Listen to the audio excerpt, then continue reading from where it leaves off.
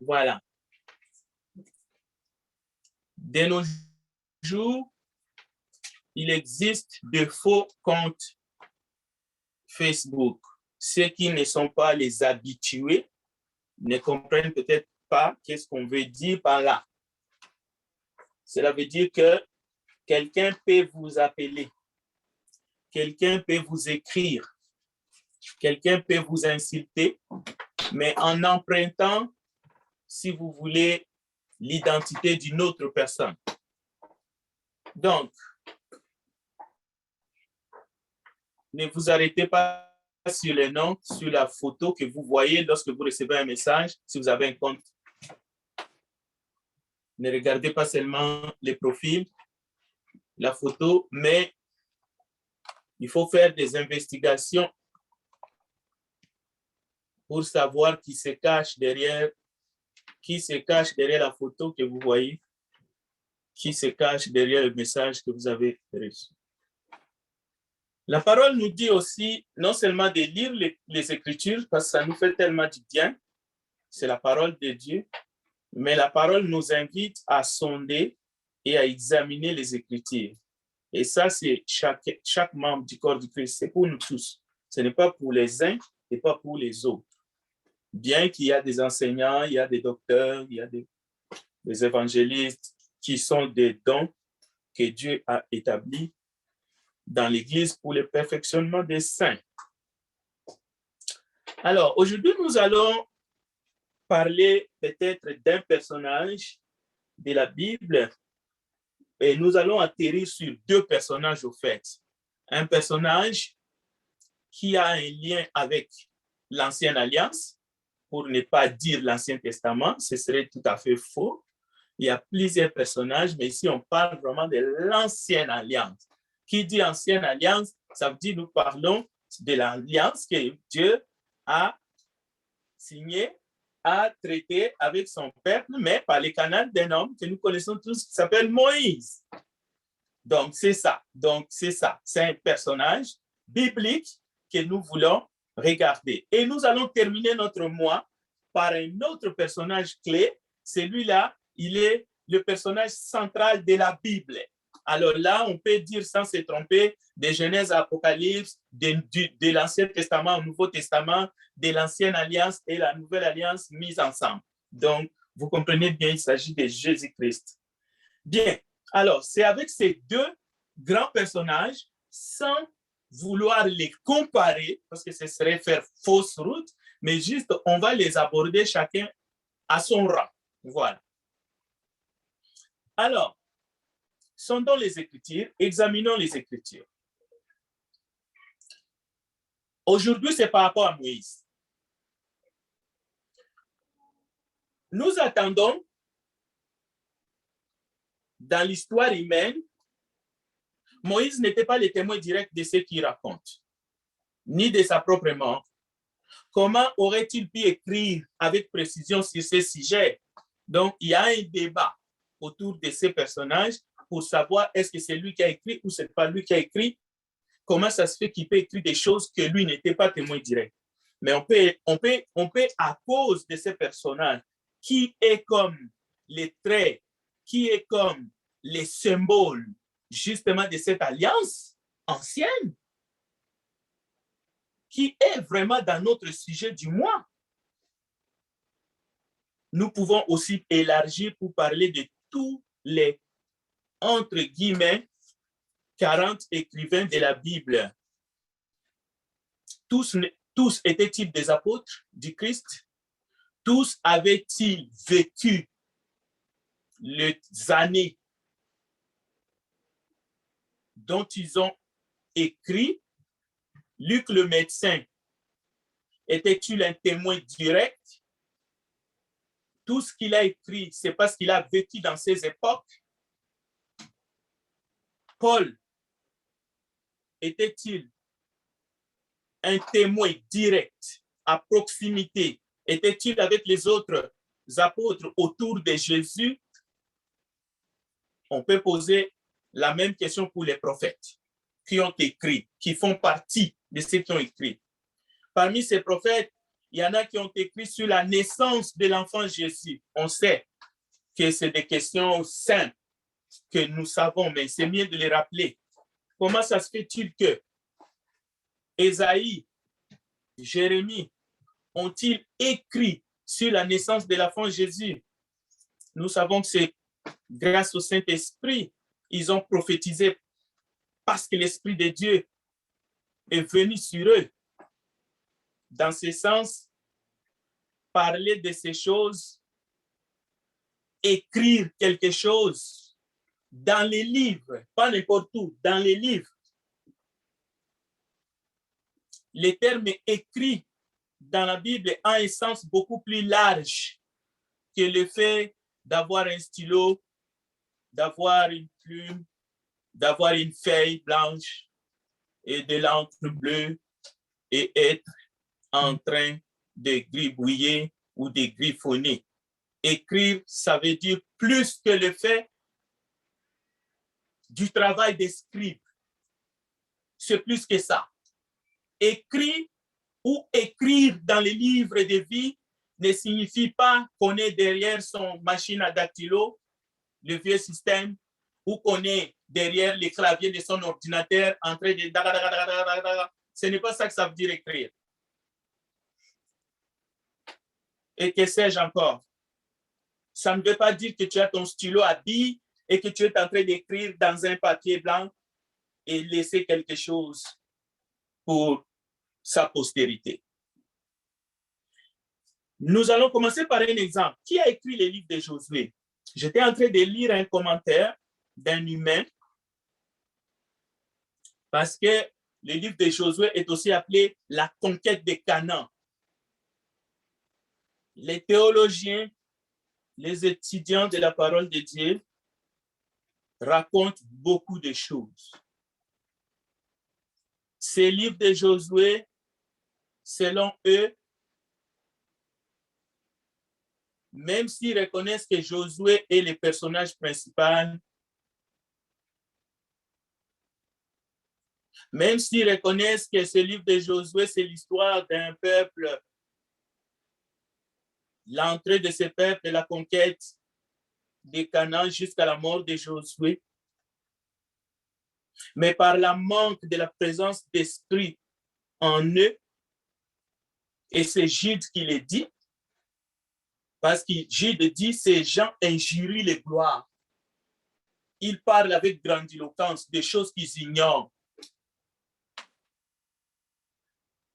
Qui peut mieux raconter cette histoire de la conquête de Canaan que Josué? Je dis bien raconter, parce qu'on ne peut pas tomber dans les pièges écrits, mais selon la définition terre à terre d'écrire. Qui d'autre peut raconter l'histoire même de la sortie d'Égypte? Qui peut mieux raconter l'histoire des espions, les 12 espions à Canaan? Et nous savons qui l'a bien raconté. C'est Josué et Caleb. Oui, c'est Josué et Caleb. Ce n'est pas quelqu'un d'autre qui était serviteur de Moïse alors que la gloire descendait. Il était là, mais il ne parlait pas. N'est-ce pas Josué?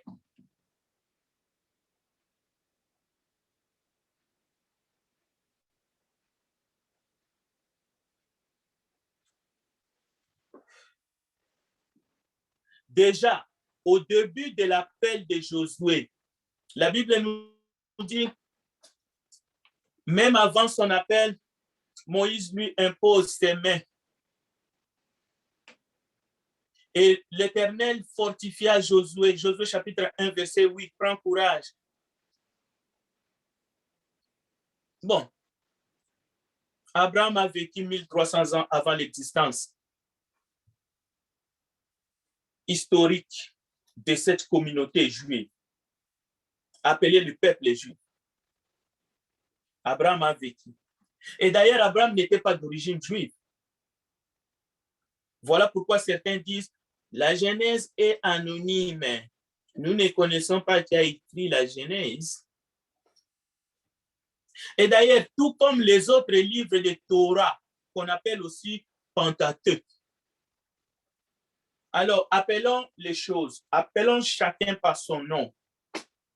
Les ennemis du peuple juif, les jaloux, les antisémites, disent que les Juifs attribuent à Moïse et à Josué ces 2 livres, ou ces 6 livres. 5 livres que les Juifs ont attribués à Moïse et un livre que les Juifs ont attribué à Josué. Et cela a eu lieu entre le 2e et le 3e siècle avant Jésus-Christ. Et une des raisons avancées, c'est parce que l'histoire dans ces livres, son contenu est remise en question puisque les faits se sont déroulés fort longtemps avant l'époque de Moïse. Ainsi, les spécialistes, tout d'un coup, sont sortis de leur tanière et de leur nid. Les scientifiques, en réalité, les incrédules, considèrent que le récit sur Abraham en un mot, la Torah, c'est-à-dire Genèse, Exode, Lévitique, Nombre, Deutéronome, ne sont que des livres légendaires, juste des textes politiques écrits par des hommes pour un dessein guerrier. Parce que pour eux, le peuple juif, c'est juste un peuple guerrier. Un peuple qui est allé de conquête à conquête et qui s'est taillé la part du lion, un livre, et qui leur octroie le droit de sol dans plusieurs parties du monde. Voilà ce que ces gens pensent. Mais nous croyons à Israël, dans le sens que c'est un peuple que Dieu s'est choisi. Et d'ailleurs, nous allons aller plus loin. Du coup, Moïse n'a jamais existé. Israël n'a jamais connu l'esclavage en Égypte. Au fait, c'est des négationnistes. Mais ils commencent toujours par, comme ce que j'ai lu, et j'ai la feuille ici, l'auteur du livre de Josué est inconnu. Voilà ce que les gens vont apprendre dans certaines écoles bibliques. Non, nous croyons à la Bible, nous croyons aux patriarches, nous croyons aux alliances, nous croyons au peuple hébreu. Jésus est né d'une femme juive. Jésus-Christ né d'une femme et sous la loi. Et de quelle loi s'agit-il? La loi juive. Donc, la Bible est la vérité qui nous vient pas des hommes, mais du ciel. La Bible n'est pas un vulgaire texte plein de cachotteries, de demi-vérités. Non, non, non. Écoutez, Deutéronome chapitre 34, que nous devons lire absolument. Celui qui est prêt et trouve les passages avant, il va lire pour l'édification de cet auditoire, y compris ceux qui sont en ligne, que nous saluons chaleureusement au nom de Jésus-Christ. Deutéronome chapitre 34, versets 7 à 12. Première vérité et de taille. Moïse était âgé de 120 ans lorsqu'il mourut. Sa vue n'était pas éteinte et sa vigueur n'avait pas disparu. Les Israélites pleurèrent Moïse pendant 30 jours dans les plaines de Moab. Et ces jours de pleurs et de deuil sur Moïse arrivèrent à leur terme. Josué, fils de Nun, était rempli d'un esprit de sagesse, car Moïse avait posé ses mains sur lui. Les Israélites lui obéirent et se conformèrent aux ordres de l'Éternel que l'Éternel avait donné à Moïse. Il ne s'est plus levé en Israël de prophète comme Moïse que l'Éternel connaissait face à face. Il est incomparable pour tous les signes et prodiges que l'Éternel l'envoya faire au pays d'Égypte contre le Pharaon contre ses serviteurs et contre tout son pays, et pour les actes très redoutables que Moïse accomplit à main forte sous les yeux de tout Israël. La Bible est la parole de Dieu. Que fallait-il pour écrire dans les livres? Être choisi par Dieu, être inspiré, avoir un témoignage dans les Écritures en lien avec les écrits. C'est-à-dire qu'on a écrit à un certain moment parce que Dieu nous l'a ordonné. Voilà les 3 points. Il ne s'agit pas d'écouter les historiens pour dire tel est parmi les écrivains, tel n'est pas là. Non. Il faut, première chose, être choisi par Dieu. Cela inclut l'appel qu'on peut vérifier dans les Écritures, être inspiré par Dieu. Et un témoignage que Dieu nous a ordonné à un certain moment d'écrire quelque chose, où Dieu nous a remis un message, mais pas pour soi-même seulement, mais pour les peuples. Et ce message est utile aujourd'hui pour le monde entier. Moïse remplit les 3 critères, Josué aussi. Alors, les trucs d'auteurs inconnus, ça fait partie des légendes. Ça, c'est les coutumes et les traditions. Ça ne nous intéresse pas parce que nous sommes dans les Écritures. Alors que ceux qui considèrent les livres de Josué comme étant un livre historique, ou les Hébreux qui ont classé les livres de Josué parmi les premiers prophètes, il faut considérer les faits dans les Écritures. Moïse pria pour Josué sur ordre de l'Éternel. Je vous donne les passages. Nous n'allons pas les lire. Nombre 27, 12 à 23. Ce n'était pas de l'initiative de Moïse. C'est Dieu qui ordonna à Moïse de prier pour Josué, de lui imposer les mains. La même chose dans Apocalypse chapitre 1, verset 9 à 11. Ça, on doit les lire. Si vous avez trouvé, allez-y. Apocalypse chapitre 1, verset 9 à 11. Nous faisons une étude comparée pour arriver à une vérité cathédrale. Apocalypse 1, 9 à 11. Moi, Jean, votre frère, et qui est part en vous à la tribulation et au royaume et à la persévérance en Jésus, j'étais dans l'île appelée Patmos à cause de la parole de Dieu et du témoignage de Jésus. Je fus ravi en esprit au jour du Seigneur et j'entendis derrière moi une voix forte comme le son d'une trompette que disait ce que tu vois écris-le dans le livre écris-le dans le livre, envoie-le aux 16 églises, à l'église de Smyrne, à Pergame, à Thyatire, à Sardes, à Philadelphie et à la Odyssée. Je me réjouis pour continuer quelle était la voix qui me parlait et après m'être retourné, j'ai vu 7 chandeliers d'or et au milieu des 7 chandeliers, quelqu'un qui ressemblait à un fils d'homme vêtu d'une longue c'est bon, robe. Séran. Merci, c'est correct. Merci. Bien. Qui a dit à Jean dans une étude comparée d'écrire? Si vous voulez savoir qui a dit à Jean d'écrire, il faut dans le même chapitre, Apocalypse chapitre 1, vous regardez au verset 17 et 19, vous allez voir qui a dit à Jean d'écrire dans sa vision apocalyptique. La réponse, c'est Jésus-Christ, l'alpha et l'oméga, que Jean a vu. Alors, retenez bien dans votre esprit.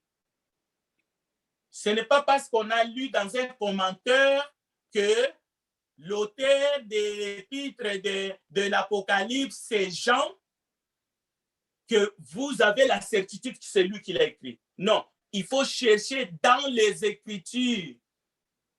Nous avons ici une des preuves que Jean reçoit l'ordre, le commandement d'écrire dans les livres. Et pourquoi? De les garder aussi. La sœur Annalie. Donc, gardez ça dans votre esprit parce que nous allons faire une étude comparée. Vous allez comprendre que nous ne tâtonnons pas. Nous essayons d'étudier la parole, comprendre grâce à l'Esprit de Dieu dans un esprit d'humilité et nous prêchons cette vérité pour que les âmes soient affermies. Donc, nous ne parlons pas ce soir d'un homme puissant. Nous ne voulons pas louer ces personnages de la Bible qui seraient Moïse ou Josué d'ailleurs. Non, non, non. Nous, comme les gens du monde font, ils parlent de Spurgeon, ils parlent de Galiléo, ils parlent de Socrate. Non, la Bible nous interdit de faire cette glossolalie. Non, la Bible ne nous demande pas de mettre les gens sur le piédestal. Non, non, ce n'est pas dans ces termes-là. Nous ne parlons pas du roi le plus puissant de la terre, Nabucodonosor, pour essayer d'exalter sa gloire. Nous ne parlons pas de César, ni de l'Empire romain. Non, ce n'est pas le code d'Hammurabi qu'on a essayé de glorifier, alors que ça ne représente rien pour nous les chrétiens, et même pour le monde, pour la terre. Moïse était un homme simple, un simple berger, gardien des troupeaux de son beau-père, Jéthro. D'ailleurs, c'est son épouse, Tipora, qu'on a modifié, Séphora. On a modifié. D'accord? Mais si vous voulez aller en hébreu, vous allez trouver Tipora. Donc, c'est Tipora qui va apprendre à Moïse comment paître les troupeaux, un nouveau métier. Mais c'est dans ce métier que le jour de son appel va arriver. L'Éternel, le Dieu Tout-Puissant, le Créateur du ciel et de la terre, qui va appeler Moïse. Il va l'appeler à son nom. L'Éternel va l'interpeller du milieu à travers les buissons ardents. Nous avons ici un homme, un simple homme choisi, appelé, mais pour une mission bien définie. Alors que cela ne vous échappe pas. Mais une mission bien définie en faveur d'un peuple, un peuple choisi, un peuple élu, un peuple de l'Éternel, le Dieu d'Abraham, d'Isaac et de Jacob. C'est pour cela, si nous régressons, nous retournons dans le Nouveau Testament, dans 2 Timothée chapitre 3, verset 15, Paul est en train de dire à Timothée, dès ton enfance, tu connais les 5 lettres qui peuvent te rendre sage à salut par la foi en Jésus. Toute écriture est inspirée de Dieu et est utile pour enseigner, pour convaincre, pour corriger, pour instruire dans la justice, afin que l'homme de Dieu soit accompli et propre à toute bonne œuvre. C'est un droit, c'est tout à fait le droit de chacun d'exiger les preuves irréfutables que la Bible est parole inspirée du Créateur de l'univers. C'est tout à fait votre droit. Mais une fois que vous exigez ces preuves doivent sortir dans les Écritures. Et une fois que vous êtes convaincu, il est facile de placer sa foi dans la parole vivante de celui qui a tout créé, Jésus-Christ. Entendons-nous bien. C'est ces 2 étapes-là qu'il faut faire. Alors, avez-vous exigé les preuves que la parole de Dieu est inspirée de Dieu? Si vous l'avez exigé, à qui? À qui? Aux profanes? Aux philosophes? Aux théologiens? C'est ça la question. Progressons ensemble. Romains chapitre 15, verset 4.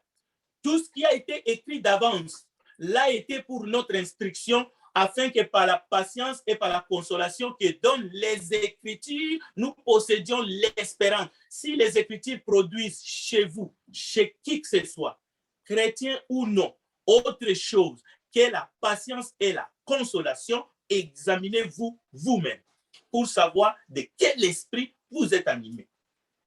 L'Écriture ne doit produire en ceux qui aiment Dieu, à ceux qui aiment la sagesse de Dieu, la patience et la consolation. Voilà ce que les Écritures inspirées donnent. Mais les Écritures non inspirées donnent les troubles, de maux de tête. Parce que ces Écritures-là n'apportent rien au fait. C'est pour cela que Pierre a dit, sachant tout d'abord, vous-même, je lis dans 2 Pierre chapitre 1, verset 21, qu'aucune prophétie de l'Écriture ne peut être un objet d'interprétation particulière, car ce n'est pas par une volonté d'homme qu'une prophétie a jamais été apportée, mais c'est poussé par le Saint-Esprit que des hommes ont parlé de la part de Dieu. Donc, dans ce sens-là, chers frères et sœurs, chers amis, l'auteur intellectuel, l'auteur spirituel de la Bible, parole de Dieu, c'est Dieu. La parole faite chair, Jean chapitre 1, verset 1 à 22. Donc, les écrivains de la Bible ne sont que des instruments que Dieu a utilisés. Il ne faut pas les glorifier, mais ils ont été ordonnés d'écrire, ils ont été inspirés et ils ont un témoignage des Écritures dans les Écritures. Ce qui n'est pas le cas pour les traducteurs qui ont fait un travail utile. Ce qui n'est pas le cas pour les commentateurs. Donc, Moïse, le plus humble des hommes sur la terre, selon les Écritures. Je répète, Moïse, le plus humble homme sur la terre. Mais Paul n'était pas un rien, il n'était pas qu'un voyou. Paul s'est converti et il avait des qualités. Mais le témoignage de Paul est tout à fait différent. Mais ça, c'est le témoignage de Moïse. L'homme le plus humble sur la terre que Dieu utilisa. Mais Dieu a utilisé Moïse pourquoi? Pourquoi Dieu a utilisé Moïse? Seulement pour faire des prodiges devant Pharaon? C'est passé à côté de l'essentiel. D'ailleurs, ce n'était pas lui qui faisait les prodiges. C'était Dieu. Donc, Dieu va utiliser Moïse pour une alliance. Dieu va utiliser Moïse pour un message. Dieu va utiliser Moïse pour des commandements, des lois. Tout cela est confiné dans le Torah principalement. Mais on parle de Moïse un peu partout dans la parole de Dieu. Jésus a témoigné sur Moïse. La Bible nous dit, et le Seigneur l'a confirmé, qu'il est le prophète par excellence. Il ne faisait pas deviner l'avenir, mais il parlait de la part de Dieu au peuple élu de Dieu et à ricochet à toutes les nations environnantes parce qu'ils apprenaient qui est Dieu, mais à travers la bouche de Moïse, parce que Moïse les écoutait de la bouche de l'Éternel. Voilà le travail de Moïse. Et aujourd'hui, ça nous renseigne. Regardez, nous parlons des écrits. Nous parlons de ce que Moïse a transmis. Et parce qu'il a parlé de Jésus, vous verrez, si le temps nous permet, vous allez voir. Jésus va dire plus loin, j'anticipe, que Moïse a parlé de moi. Moïse a écrit de moi. Après 40 ans de ministère, alors que le ministère de Jésus n'a duré que 3 ans, mais Moïse, après 40 ans de ministère à travers les déserts, je ne dis pas que Moïse est plus grand que Jésus. Est-ce que Jésus avait besoin de rester 40 ans sur la terre? Il est venu, il a fait plus que Moïse. Dans 3 ans, il est mort sur la croix. Moïse a demandé à Dieu de prendre sa vie. C'est-à-dire, Moïse est allé jusqu'au sacrifice suprême. Il a dit, prends ma vie. Mais laisse ce peuple-là. Si tu ne m'écoutes pas, prends ma vie. Donc, Moïse était un type de Christ. Moïse était l'ombre, mais la réalité est en Christ. Moïse était une figure de Christ.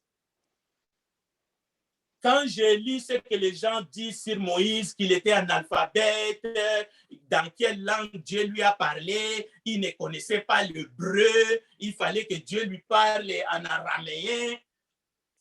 Mais franchement, la Bible dit, il ne s'est plus jamais levé en Israël un prophète comme Moïse. C'est la plus haute distinction qui lui a été conférée à sa mort. Plus jamais. Parce que Dieu n'avait plus besoin d'avoir un type. Parce que le Christ en personne est entré dans ce monde. Jésus n'a plus besoin de représentants. Quand vous attendez quelqu'un, je suis le représentant de Jésus sur la terre, c'est un faux prophète. C'est l'apostat. Deux personnes humaines qui ont eu la grâce de voir le Créateur sous une forme. Je dis bien sous une forme. Bien que personne n'a jamais vu Dieu, sauf celui qui est descendu du ciel, Jésus-Christ. Alors, ces deux personnes, c'est qui? C'est Moïse et Jacob. Moïse a dit, permets-moi, je veux te voir. Dieu lui a dit, tu ne peux pas me voir et rester vivant. Mais attends, je vais passer. Tu verras mon dos. Donc, c'est de ces personnages qui nous occupent ce soir, mais parce qu'il a été celui qui a amené l'ancienne alliance. Mais Jésus-Christ nous a amené la nouvelle. La Bible nous dit, lorsque le Seigneur vit que Moïse allait faire un détour pour venir, regardez, Dieu l'appela du buisson, Moïse, Moïse. Il dit, mais voici. L'Éternel lui dit, alors n'approche pas d'ici, retire tes sandales, car le lieu que foulent tes pieds est une terre sainte. Je suis le Dieu de ton père, Dieu d'Abraham, d'Isaac et de Jacob. Moïse se voila le visage, car il craignait de porter son regard sur Dieu. Le Seigneur dit à Dieu, Moïse, j'ai vu la misère de mon peuple qui est en Égypte, et j'ai entendu ses cris sous les coups des chefs de corvée. Oui, je connais ses souffrances. Je suis descendu pour les délivrer de la main des Égyptiens et les faire remonter de cette terre vers une terre spacieuse et fertile, vers une terre ruisselant de lait et de miel, vers le pays de Canaan. Je suis avec toi. Voici à quel signe on reconnaîtra que c'est moi qui t'ai envoyé. Quand tu auras fait sortir d'Égypte mon peuple, vous rendrez un culte à Dieu sur cette montagne. Ce culte-là, c'est ça que la parole appelle le culte ancien. Mais en Christ Jésus, nous adorons dans un culte nouveau. Un choix de l'Éternel Moïse pour apporter le message, pour écrire, pour recevoir ce que Dieu a écrit et l'amener et le transmettre au peuple. Une mission limitée. Un prophète selon la volonté suprême du Très-Haut.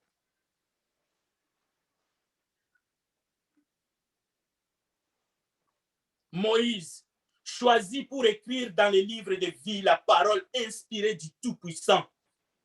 Il faut absolument, comme lui, parce qu'il était inspiré. L'homme avec qui Dieu, l'Éternel, parlait face à face, sans détour.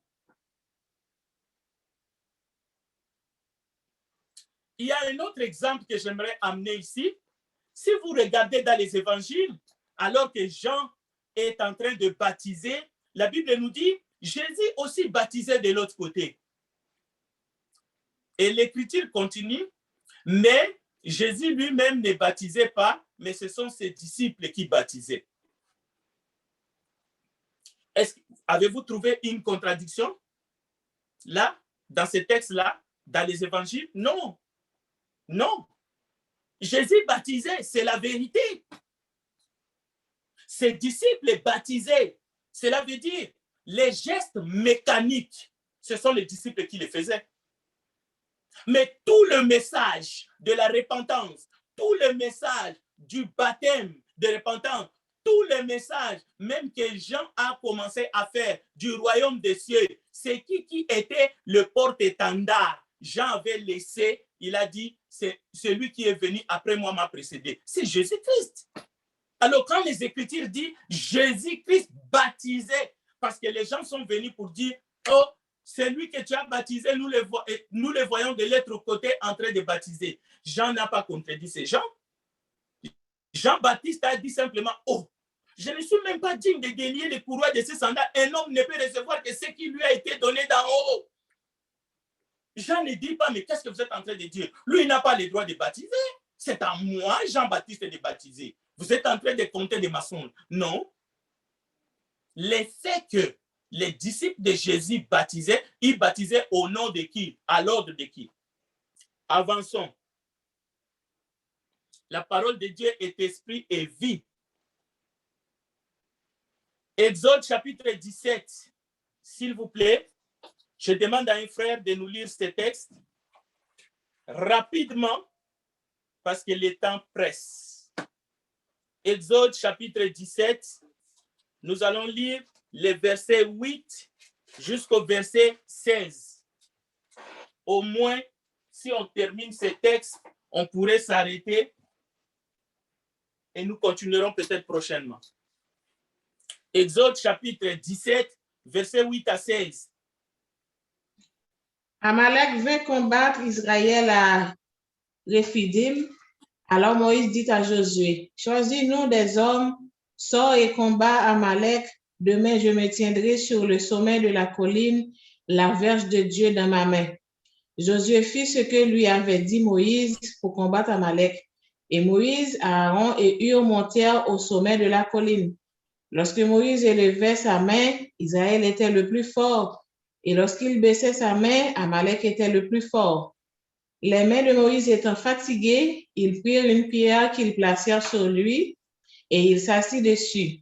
Aaron et Hur soutenaient ses mains, l'un d'un côté, l'autre de l'autre, et ses mains restèrent fermes jusqu'au coucher du soleil. Et Josué vainquit Amalek et son peuple au tranchant de l'épée. L'Éternel dit à Moïse, écris cela dans le livre pour que le souvenir s'en conserve et déclare à Josué que j'effacerai la mémoire d'Amalek de dessous les cieux. Merci. Moïse bâtit. OK. Merci, Sœur Ivna. Merci. On s'arrête à 14, mais on peut continuer jusqu'à à 16. Mais l'essentiel, c'est au verset 14. Alors, chers bien-aimés, que dit l'Éternel à Moïse? L'histoire est beau. Que dit l'Éternel à Moïse? L'Éternel dit à Moïse, écris. Je vous ai dit de garder l'étude comparée de Jean, où Jésus-Christ, le roi des rois, l'alpha et l'oméga, dit à Jean, à travers la vision, de faire quoi? D'écrire. Alors ici aussi, les termes écrire, on ne doit pas les prendre au premier degré. Écoutez bien, peuple de Dieu. Nous ne sommes pas dupes. Nous ne sommes pas à la merci de quelques écoles bibliques. L'Esprit de Dieu agit au milieu de son peuple et dans son Église. Parce que nous appartenons à l'Église du Christ et nous prêchons la vérité. L'Éternel dit à Moïse, écris cela dans les livres pour que les souvenirs s'en conservent. Je vais m'arrêter ici. Vous savez que les gens du monde peuvent douter,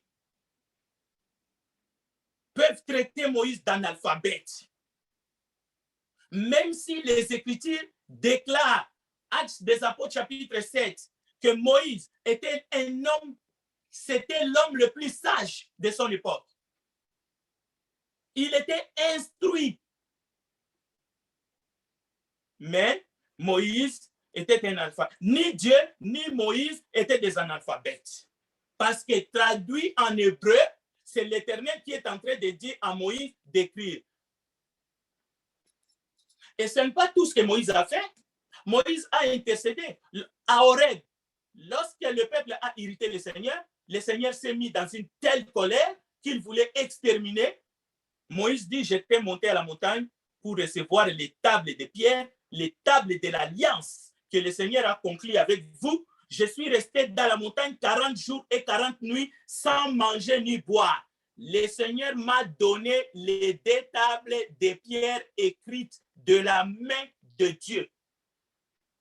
Juste le fait que celui qui a reçu les 2 tables écrites par la main de Dieu suffit pour convaincre toute personne de bonne foi que la Torah, c'est-à-dire les 5 premiers livres, nul d'autre dans le ciel et sur la terre ne pouvait être le meilleur médiateur entre Dieu et Israël. Je n'ai pas dit et tous les hommes, parce qu'il n'y a qu'un seul médiateur entre Dieu et tous les hommes, c'est Jésus-Christ, homme.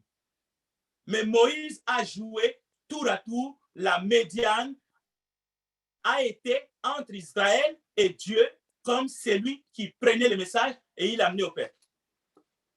Et les Écritures, l'alliance, c'est lui qui a fait ça.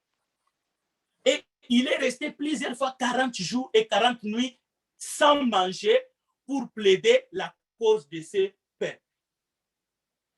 Lorsque le peuple a fabriqué un veau en métal, Moïse est rentré, il s'est mis dans la brèche. Et Moïse dit, encore une fois, le Seigneur m'écouta. Alors, malgré les Écritures que voici, il y a quand même des gens qui refusent à Moïse qu'il a été le serviteur le plus fidèle dans la maison. C'est écrit le plus fidèle. Et qu'il a écrit. Et même, il a imposé les mains à Josué sur ordre de Dieu, même que c'est Dieu qui l'a enterré, mais on doute de Moïse. Même à la montagne, lors de la transfiguration, Jésus parle de Moïse. Et Moïse était là, et Élie. Nous allons nous arrêter ici. Moïse était un type du Christ, mais le Messie devrait venir, le Rédempteur promis, le seul,